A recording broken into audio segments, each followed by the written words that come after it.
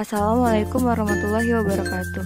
Perkenalkan, nama saya Ega Serti, NPM 7001 dari kelas Manajemen Pemasaran.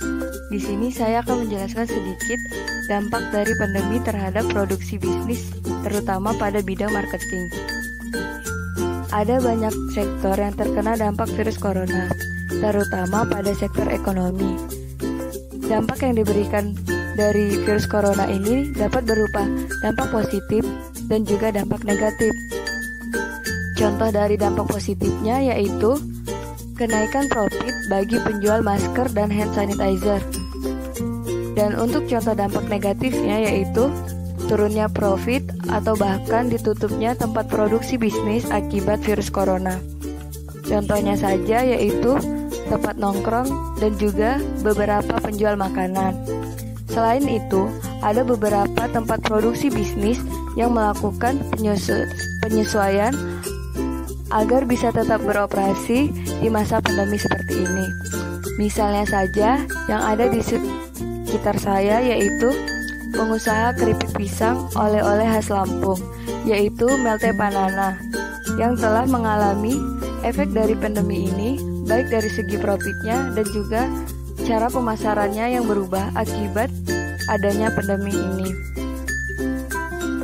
Melte Panana merupakan salah satu brand keripik pisang makanan khas Lampung yang sudah banyak diketahui masyarakat luas.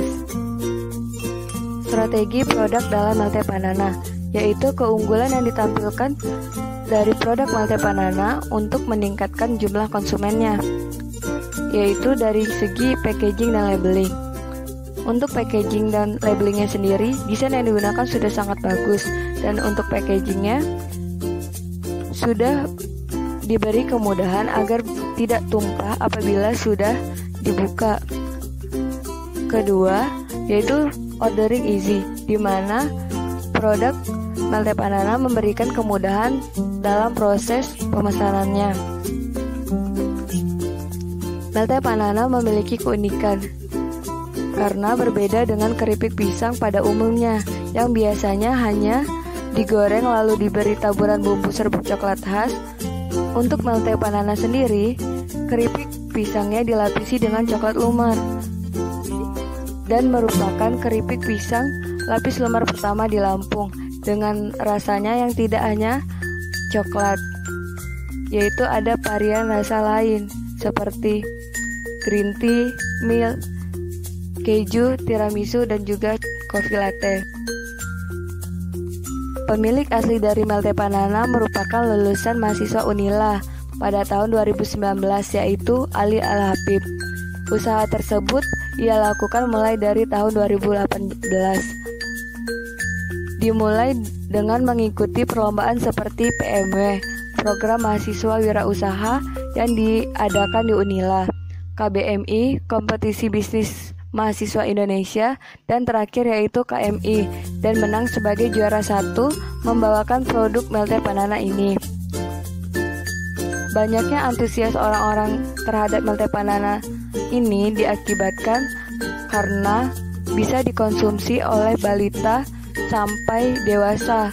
Hal ini karena kadar gula yang ada pada Melte Panana ini sangat rendah, sehingga untuk Melte Panana ini tidak hanya dinikmati oleh masyarakat Lampung saja, tapi sudah sampai keluar kota, bahkan ke luar negeri.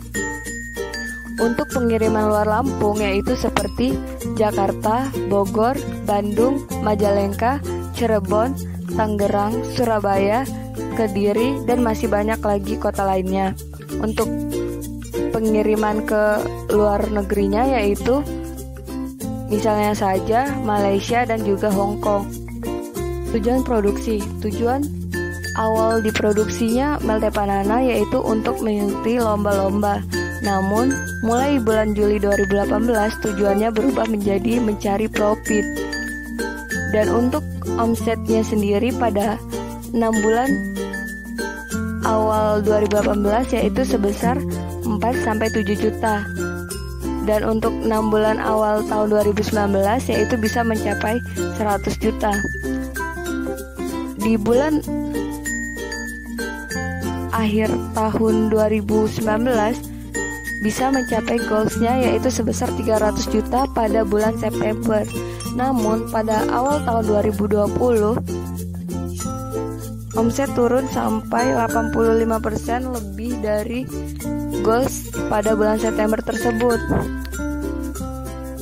Untuk itu, pada bulan Maret dan April 2020, omset yang didapat hanya sebesar 50 bahkan 30 juta. Sehingga membuat owner banyak mencari cara agar bisa menaikkan profit seperti di awal lagi, yaitu dengan cara yang berfokus pada marketing besar-besaran untuk bisa mencapai omset seperti di awal lagi. Pendapatan Meltepanana selama bulan Juli 2019 sampai Juni 2020 bisa dilihat pada diagram. Pendapatan di bulan September yaitu mencapai goalsnya, yaitu sebesar 300 juta, dan di awal tahun 2020 pendapatan kian turun, namun kembali stabil di bulan Juni, yaitu pendapatan sebesar 200 jutaan. Dampak terhadap produksi. Jadi selain berdampak pada omset pendapatan Meltepanana, virus corona juga berdampak pada produksinya, di mana dampak-dampak tersebut yaitu 1.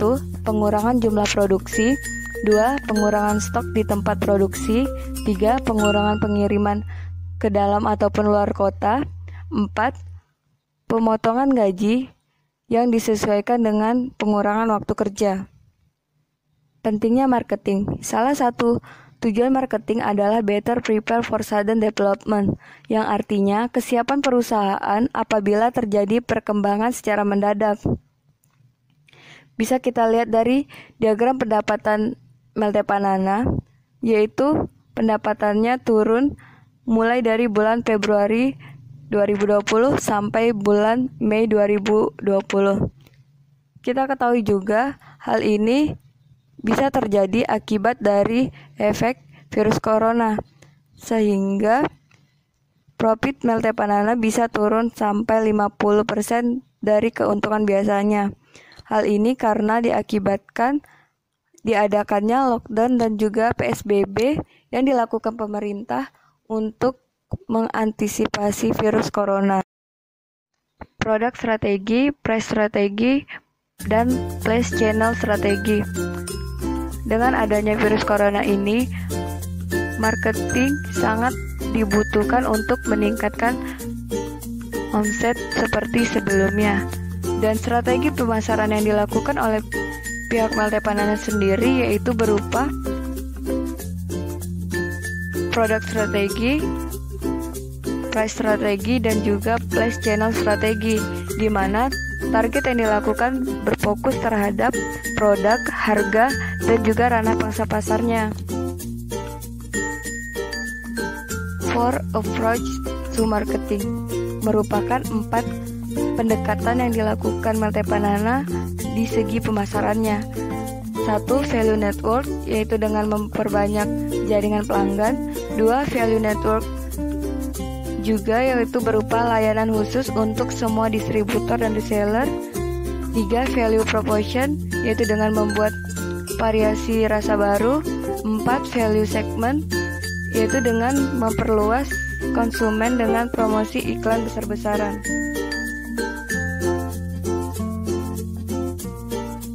4 hal yang dilakukan dari penerapan 4 approach to marketing yaitu 1. Meningkatkan di pihak marketingnya, yaitu dengan adanya 4 orang karyawan marketing yang diambil dan merupakan mahasiswa, sehingga dari 4 mahasiswa bisa mengajak mahasiswa lain dan juga orang-orang dewasa untuk ikut menjadi distributor. Di sini peran distributor yaitu sebagai informasi, promosi, kontak, pencocokan, dan negosiasi atau channel member function terhadap konsumen yang berguna untuk menaikkan omset. 2. Untuk distributornya diberi website layanan khusus dan juga keuntungan tersendiri yang dilakukan agar bisa menambah ketertarikan orang lain untuk bergabung menjadi distributor. Hal di sini, distributor sangat penting dalam menaikkan omset penjualan itu sendiri. Ketiga, selain memperbanyak distributor, dilakukan juga peningkatan dari segi produknya, yaitu dibuatkan variasi rasa baru yang unik agar menambah minat konsumen, di mana dibuatkan 5 variasi rasa baru, yaitu rasa buah apel, orange, taro, lemon, dan juga strawberry. Dengan dikeluarkannya variasi rasa baru ini, diharapkan bisa meningkatkan jumlah konsumen dari Melt Banana sendiri. Keempat, bersamaan dengan dilakukannya pembukaan cabang distributor dan juga diciptakan variasi rasa produk yang baru, dilakukan juga pengiklanan via online besar-besaran. Pengiklanan tersebut dilakukan di Facebook dan juga iklan berbayar di Instagram. Keempat, kegiatan marketing di atas belum pernah dilakukan Melt Banana sebelumnya. Namun karena adanya virus corona ini, Melt Banana lebih memfokuskan dan mempertajam ranah target produksinya untuk meningkatkan profit seperti semula kala. Meski harus mengeluarkan uang lebih untuk marketingnya, namun efek yang dihasilkan dari marketing ini sendiri bisa dibilang sangat menguntungkan. Karena di masa pandemi seperti ini, sebagian besar orang menggunakan media sosial untuk menghabiskan waktunya di rumah.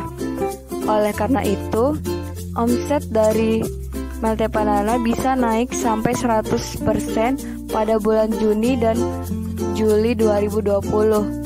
Dan untuk omset dari bulan September sampai sekarang ini, pendapatan mulai stabil, yaitu di angka 200 juta.